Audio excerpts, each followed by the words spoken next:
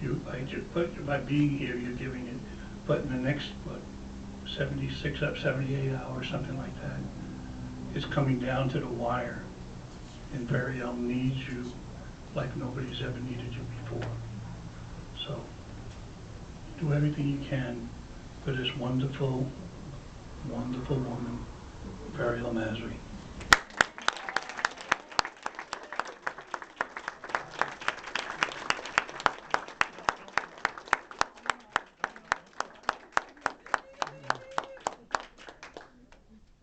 Thank you very much, and I really appreciate all of you, especially the Fluffy Camarillo Club. I'm fond of all of you, and appreciate you standing, with me for 5 years through the good and bad, and I really appreciate that, and all the people in Ventura County.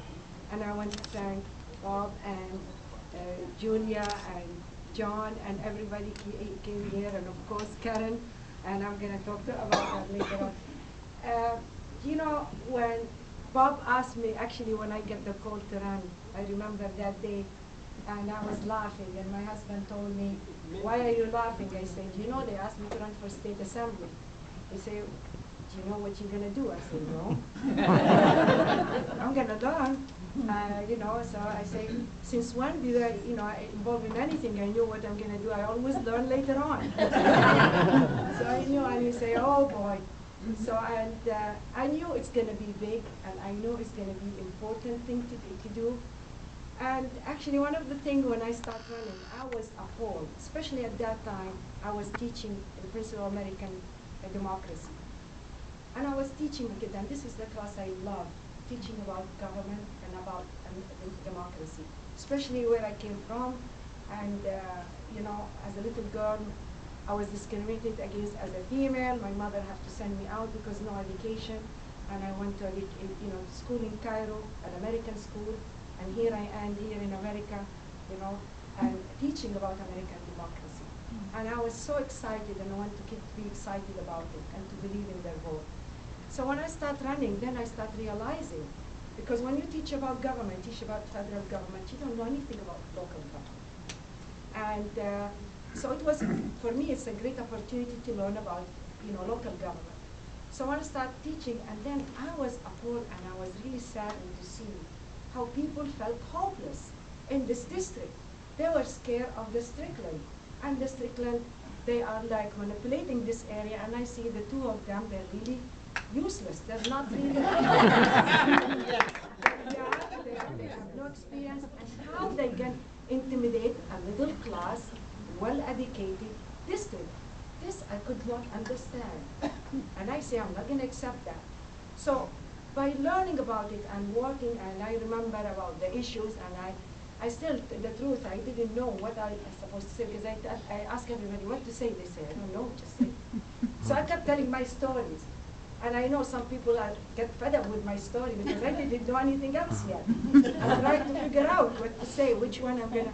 I know some issues, but I could not articulate them because it's different. I came from a place, and I never learned, run or participate in any political campaign, so I have no idea. But I was trying to learn in the same time. So I start running, and I decide that the best thing to do is really fight for democracy. One of the things, and I really, that's one, when I was writing, I thought a lot of people tell me that you can't do it, and don't tell me ever in your life I cannot do anything. Because I will go all the way to do it. And everybody knows that about me. I don't give up. So I really start thinking about people should really take pride in having democracy in this country. And for me, it was becoming a passion thing, because how I'm going to go to my kids and teach them about democracy while grown up making mockery of it, while it's been sold to the highest bidder, where is corruption, where a husband gives his wife without even appealing.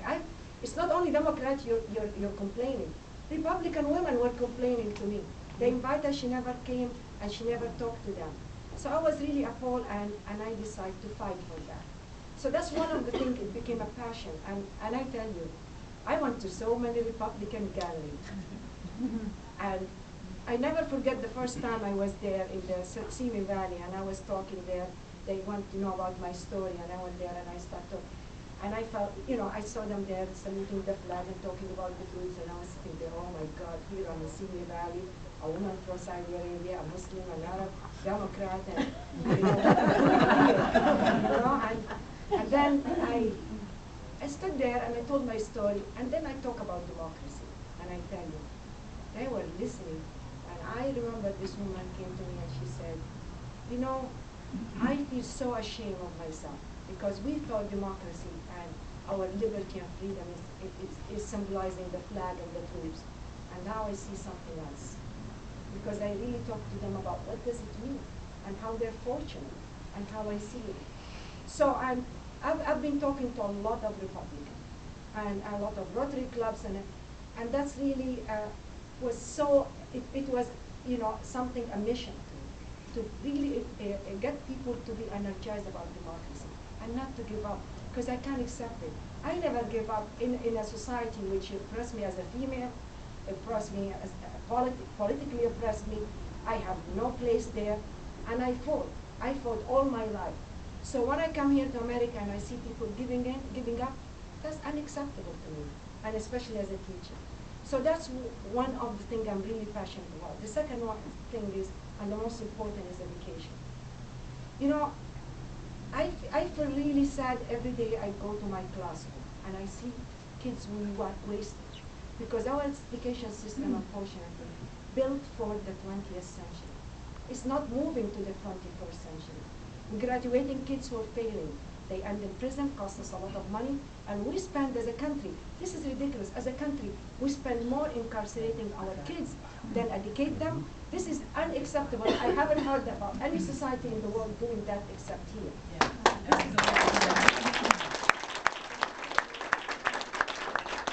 I feel like we are failing miserably in educating our workforce for the 20th century. I see a lot of people talking about green industry and green and innovation, and nobody talking about one of the factors of production, which is labor. You cannot do that. You cannot move California until you educate your labor force. And I saw that. I saw that, when with the computer thing. We are importing technicians. We're importing computer people from India, from China, from a third world country. We drain them from their skills to bring them here. Nurses from Philippines and other countries.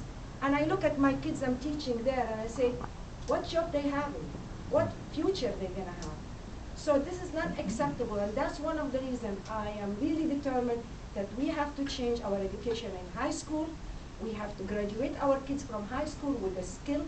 They can work and they be the best workforce, because otherwise we cannot stop them from going to prison. Poverty, drugs, and prison.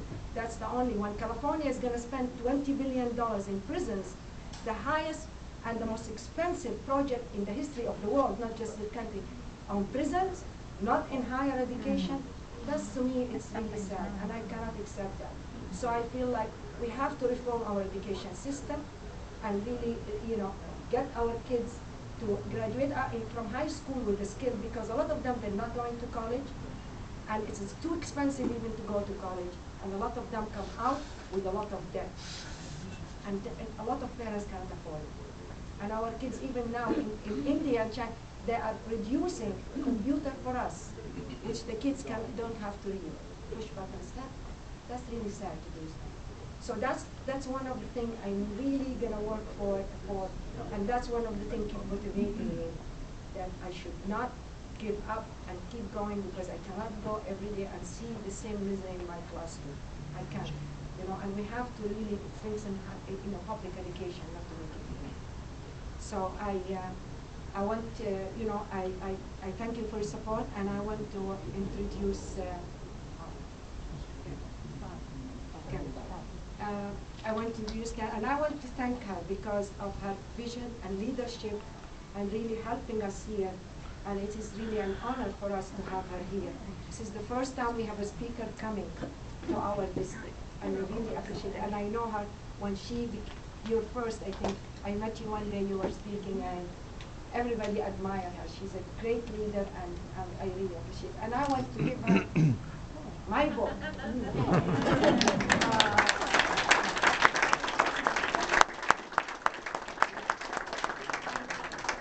It goes running for all the right reasons, because that's what Peter Jennings called me when he chose me as the person of the week. And also we chose a Saudi-born woman, pursuit of democracy. And actually it is funny because pursuit in democracy, not in the Middle East, pursuit in democracy here. I'm fighting for democracy here in this country. Because I think we need it.